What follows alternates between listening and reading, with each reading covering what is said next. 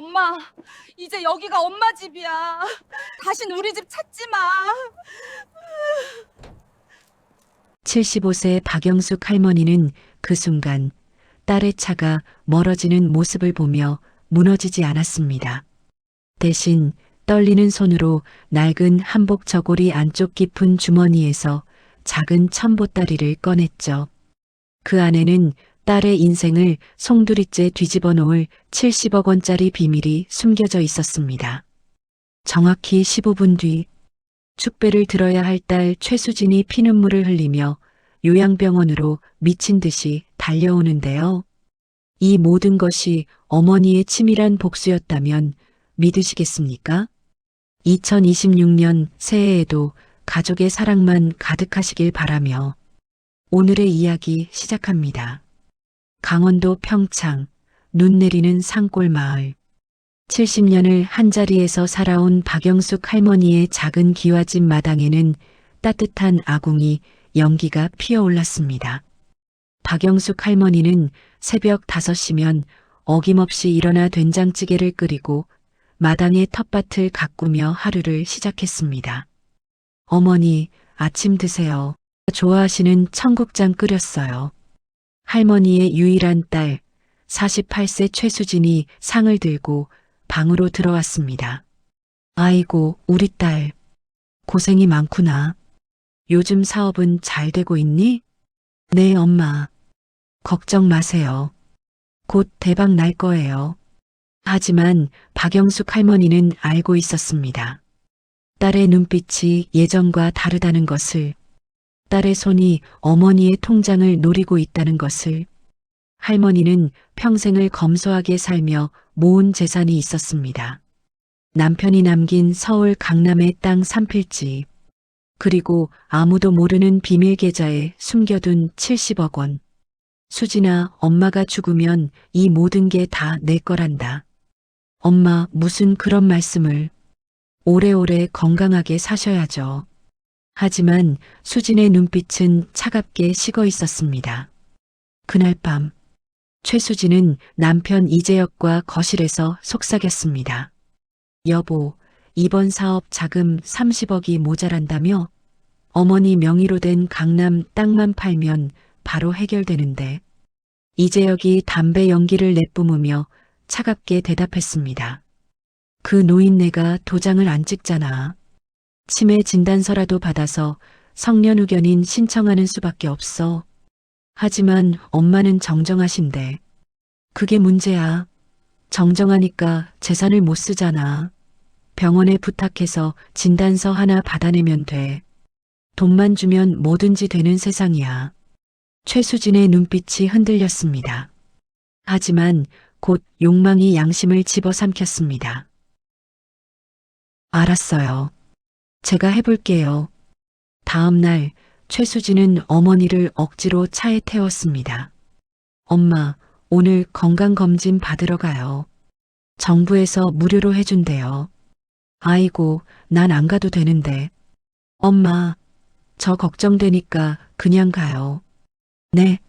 하지만 그곳은 건강검진센터가 아니었습니다. 돈을 받고 거짓 진단서를 써주는 정신과 병원이었습니다. 의사가 박영숙 할머니에게 이상한 질문들을 쏟아냈습니다. 오늘이 며칠입니까? 대통령이 누구입니까? 100에서 7을 빼면 얼마입니까? 할머니는 모든 질문에 정확하게 대답했습니다. 하지만 의사는 이미 수진에게서 거액을 받은 상태였습니다. 일주일 후 초기 치매 진단이라는 거짓 진단서가 발급되었습니다. 2020년 11월 어느 추운 날 최수진이 집으로 찾아와 차가운 목소리로 말했습니다. 엄마, 병원에서 연락 왔어요. 엄마 치매래요. 이제 혼자 사시면 위험하니까 요양병원에 가셔야 해요. 뭐? 내가 치매? 말도 안 되는 소리. 난 멀쩡해. 엄마, 여기 진단서 있어요. 의사 선생님이 쓴 거예요. 엄마가 병을 부인하는 것도 치매 증상이래요. 박영숙 할머니의 눈에서 눈물이 흘러내렸습니다. 수진아, 엄마가 너를 키우면서 얼마나 힘들었는지 아니? 내 아버지가 돌아가시고 나서 혼자 너 대학까지 보냈잖아. 겨울에 추운 새벽 시장에서 나물 팔면서 엄마, 그런 옛날 얘기는 이제 그만해요. 저도 제 인생 살아야 해요. 그리고 요양병원이 얼마나 좋은데요. 간호사들이 다 해줘요. 딸아, 제발 엄마를 버리지 마. 하지만 최수진의 마음은 이미 돌처럼 굳어 있었습니다. 그날 오후 검은색 고급 SUV 한 대가 박영숙 할머니의 집 앞에 섰습니다. 최수진이 어머니의 팔을 억지로 잡아 끌며 차에 태웠습니다. 엄마, 제발 말 잘 듣고 타요. 창피하게 하지 말고. 70년을 살아온 기와집, 텃밭의 상추와 고추, 마루에서 졸던 15살 된 삽살개 복돌이, 모든 것을 뒤로 한 채 박영숙 할머니는 요양병원으로 끌려갔습니다. 차 안에서 수진의 남편 이재혁이 비웃듯 말했습니다. 장모님, 요양병원 시설 정말 좋아요. 거기서 편하게 계세요. 우리는 바쁘니까 면회는. 글쎄요, 명절 때나 올게요. 재혁아, 너도 부모 있잖니. 이러면 안 되는 거야. 장모님, 저희 부모님은 돈도 많으시고 건강하세요. 장모님이랑은 상황이 다르죠. 차는 눈보라를 뚫고 산속 깊은 곳으로 달렸습니다. 평창의 한 요양병원. 녹슨 철문과 금이 간 유리창. 복도에는 소독약 냄새가 진동했습니다. 어이 할매, 여기가 당신 방이야. 밥은 때 되면 주니까 가만히 있어. 요양보호사가 박영숙 할머니를 습기찬 지하방으로 밀어 넣었습니다. 방 안에는 삐걱거리는 낡은 침대 하나, 깨진 형광등, 곰팡이 핀 벽. 이게 방이라고? 박영숙 할머니는 그 자리에 주저앉아 울었습니다. 하지만 눈물을 닦고 일어섰습니다. 떨리는 손으로 한복 저고리 안쪽 깊숙한 곳에 숨겨둔 천 보따리를 꺼냈습니다. 보따리 안에는 70억 원이 예치된 스위스 비밀계좌 카드, 강남 땅 3필지 원본 등기권리증, 딸 최수진의 이름으로 된 생명보험증서, 수익자 박영숙. 수진아, 엄마가 결국 넘지 말아야 할 선을 넘게 만들었구나. 할머니는 보따리를 꼭 껴안고 창밖을 바라보았습니다. 한편 같은 시각, 최수진은 어머니가 살던 집을 샅샅이 뒤지고 있었습니다. 여보, 통장 찾았어? 인감도장은? 아직이요. 이 노인네가 어디다 숨겨놨을까? 부부는 장롱을 뒤지고 마루를 들춰내고 아궁이까지 뒤졌습니다. 이상하네. 분명히 돈이 많다고 했는데. 그때 수진의 휴대전화가 울렸습니다. 여보세요? 네, 김 변호사님. 네, 성년후견인 신청이 받아들여졌다고요? 정말요? 수진의 얼굴에 사악한 미소가 번졌습니다. 여보, 됐어. 이제 엄마 재산 우리 마음대로 할 수 있어. 그럼 강남 땅부터 바로 팔자. 부부는 샴페인을 터뜨리며 환호성을 질렀습니다. 하지만 그들은 몰랐습니다. 진짜 재산은 등기권리증에 있는 것이 아니라는 것을. 요양병원에서 3일째 되던 날 밤, 박영숙 할머니는 조용히 침대에서 일어나 복도로 나왔습니다. 공중전화 앞에 섰습니다. 떨리는 손으로 번호를 눌렀습니다. 여보세요, 한승민 변호사님이십니까? 저 박영숙입니다. 30년 전 남편 사건 때 도와주셨던. 아, 박영숙 여사님. 그럼요, 기억합니다. 무슨 일이십니까? 변호사님, 도와주세요. 제 딸이 저를. 박영숙 할머니는 모든 상황을 설명했습니다. 한승민 변호사는 분노로 목소리가 떨렸습니다. 여사님, 제가 당장 움직이겠습니다. 그리고 30년 전 남편분께서 저에게 맡기셨던 비밀 문서들, 이제 꺼낼 때가 된 것 같습니다. 네. 이제는 모든 진실을 밝혀야 할 때입니다. 다음 날 아침, 한승민 변호사는 금고에서 30년간 보관해온 서류 봉투를 꺼냈습니다. 봉투 안에는 박영숙 할머니 명의의 스위스 비밀계좌 잔액 70억 원, 최수진이 모르는 해외 부동산 권리증 미국 LA 다운타운 빌딩, 그리고 충격적인 DNA 검사 결과지. 한승민 변호사가 서류를 읽다가 얼굴이 창백해졌습니다. 이럴 수가. 최수진 씨가 친딸이 아니었다니. 30년 전 박영숙 할머니의 남편은 교통사고로 세상을 떠나기 직전 변호사에게 비밀을 털어놨습니다. 변호사님, 사실 수진이는 제 친딸이 아닙니다. 30년 전 병원에서 바뀐 아이였습니다. 하지만 아내는 모릅니다. 부디 이 비밀은 무덤까지 가져가 주십시오. 단 만약 수진이가 영숙을 버린다면 그땐 이 서류를 공개해 주십시오. 한승민 변호사는 손이 떨렸습니다. 여사님께서 이 사실을 아셨을까? 그는 즉시 박영숙 할머니를 찾아갔습니다. 요양병원 습기찬 방. 한승민 변호사가 서류를 펼쳐 보이자 박영숙 할머니는 놀라지 않았습니다.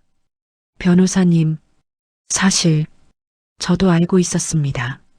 수진이가 10살 때부터. 그런데도 계속 키우셨습니까? 피는 못 속이나 봐요. 수진이 눈빛에서 저를 향한 사랑이 느껴지지 않았어요. 하지만 그래도 30년을 키웠는데 어떻게 버리겠어요? 할머니의 눈에서 눈물이 흘러내렸습니다. 하지만 이제는 진실을 알려줘야 할 때입니다. 수진이가 선을 넘었어요. 일주일 후 최수진과 이재혁 부부는 강남의 최고급 레스토랑에서 사업 파트너들과 축배를 들고 있었습니다. 축하합니다. 최 대표님. 30억 투자 유치 성공하셨죠? 감사합니다. 사실 어머니 땅을 담보로 잡아서 곧 그 땅도 팔 겁니다. 대단하시네요. 효녀시네요. 최수진이 와인을 홀짝이며 웃었습니다. 효녀라니요. 전 그냥 제 인생을 사는 거예요. 늙은 부모 모시느라 제 인생 다 바칠 순 없잖아요. 바로 그때 레스토랑 문이 열리며 검은 정장을 입은 한승민 변호사가 들어왔습니다.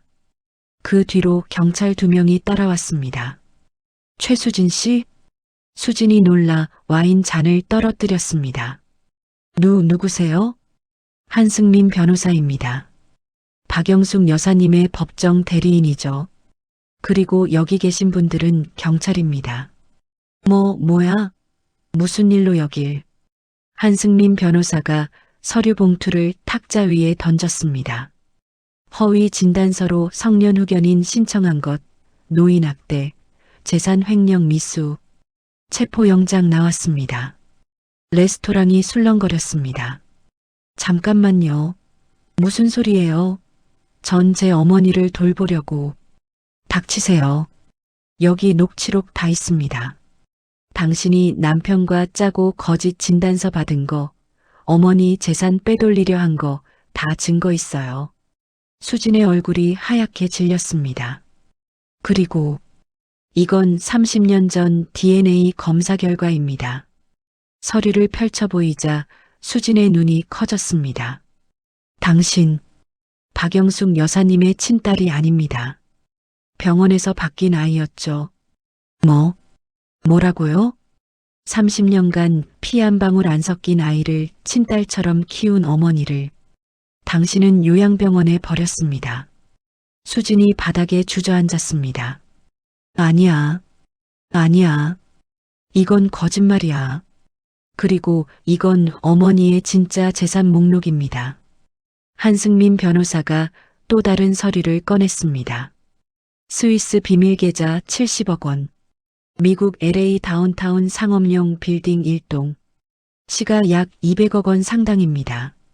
레스토랑이 술렁였습니다. 당신이 훔치려 한 강남 땅 3필지? 그건 미끼였습니다. 진짜 재산은 따로 있었죠. 수진이 바닥을 기며 비명을 질렀습니다. 아니야. 그 돈 내 거야. 내가 어머니 모셨다고. 30년을. 30년? 웃기는 소리 마세요.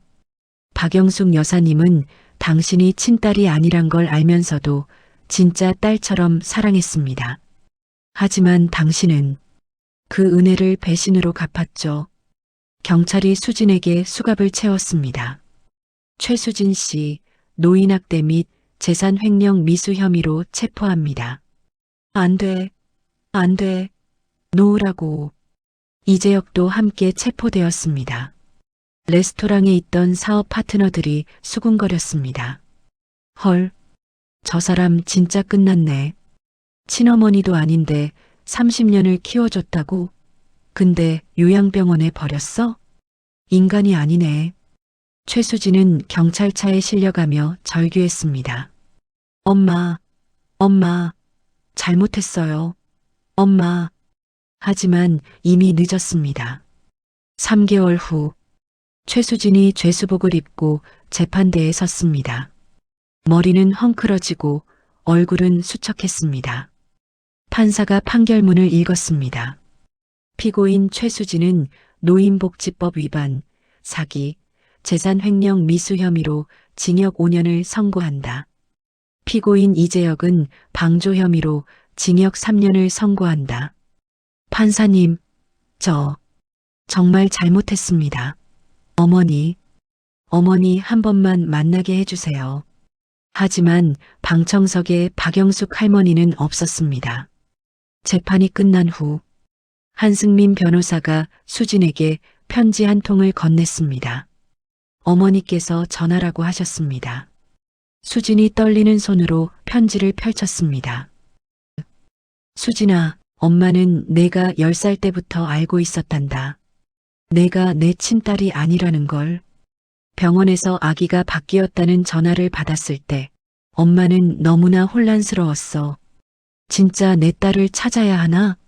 아니면 10년간 키운 너를 계속 딸로 여겨야 하나?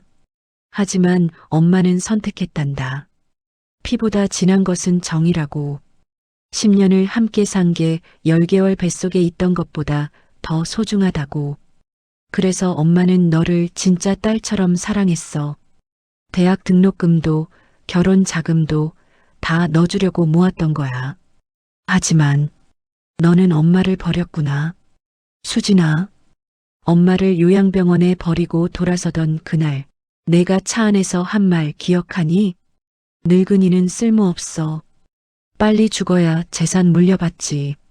그 말을 들었을 때 엄마 가슴이 찢어지는 줄 알았어. 하지만 엄마는 널 미워하지 않는다. 그냥 슬플 뿐이야. 이제 엄마의 재산은 모두 고아원과 독거노인 복지센터에 기부될 거야. 너한테는 단 한 푼도 가지 않을 거란다. 그게 엄마가 너한테 주는 마지막 가르침이야. 돈보다 소중한 건 사람의 마음이라는 것. 엄마는 이제 진짜 내 딸을 찾아갈 거야. 30년을 헤어져 살았던 내 친딸.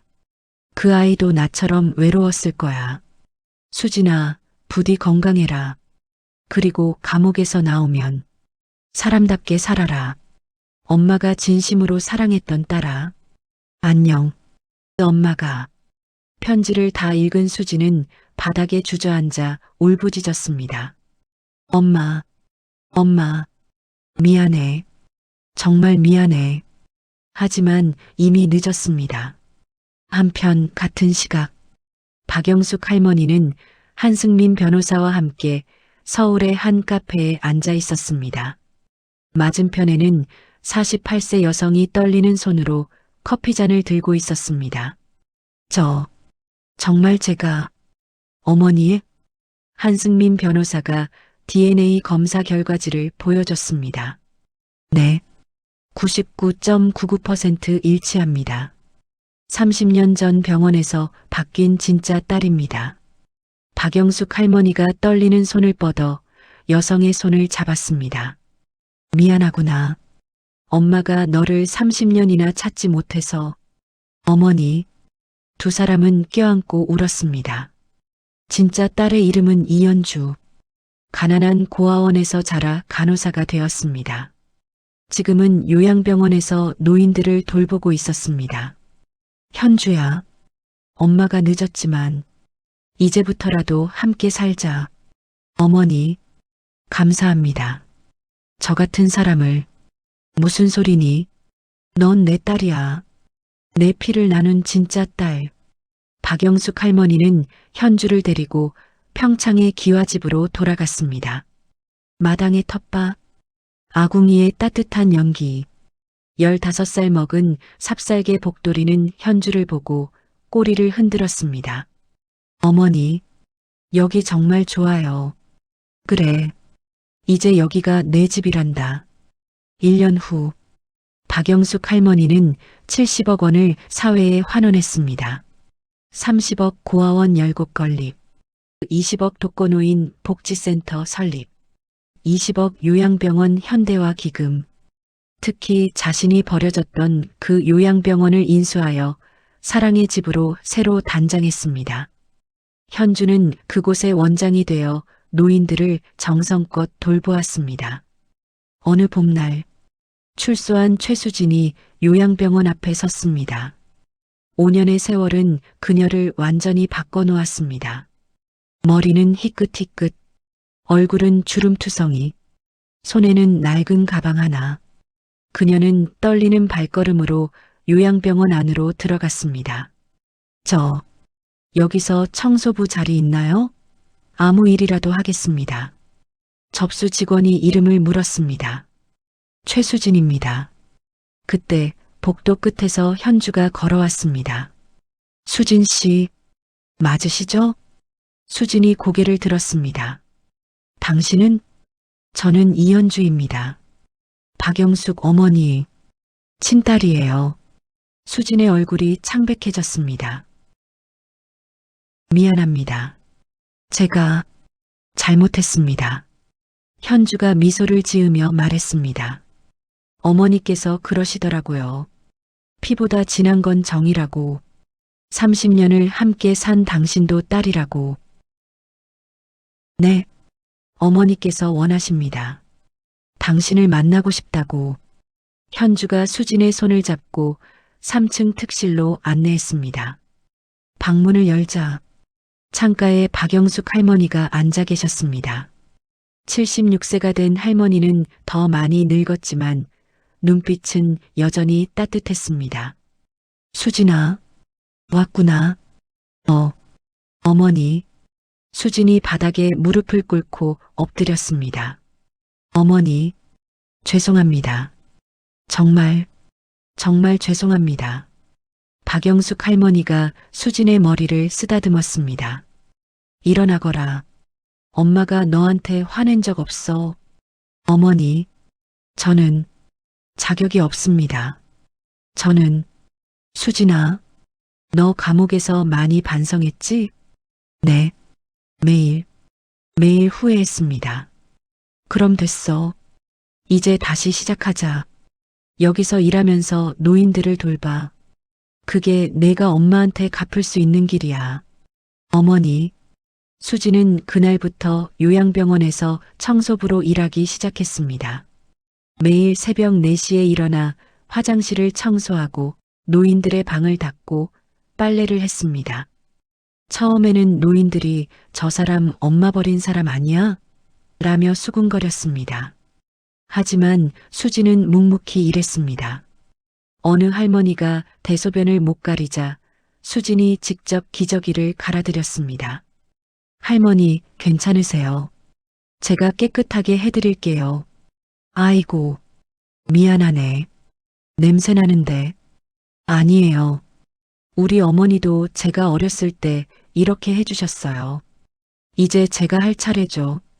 그 모습을 본 노인들이 하나둘 마음을 열기 시작했습니다. 수진 씨 참 착하네. 진심으로 반성하는 것 같아. 1년이 지났습니다. 수진은 요양보호사 자격증을 땄습니다. 그리고 현주와 함께 노인들을 돌보기 시작했습니다. 어느 겨울날 저녁, 박영숙 할머니, 진짜 딸 현주, 그리고 수진, 세 사람이 기와집 마루에 둘러앉아 된장찌개를 먹었습니다. 어머니, 이거 제가 끓인 건데 맛있어요?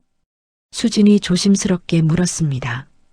그럼, 우리 수진이가 만든 건데 당연히 맛있지. 어머니, 감사합니다.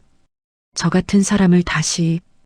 박영숙 할머니가 수진과 현주의 손을 동시에 잡았습니다. 너희 둘 다 내 딸이야. 한 명은 피로 맺어진 딸, 한 명은 정으로 맺어진 딸. 엄마한텐 둘 다 소중해. 세 사람의 눈에서 눈물이 흘렀습니다. 밖에서는 눈이 내렸습니다. 마당의 텃밭 위로 하얀 눈이 소복이 쌓였습니다.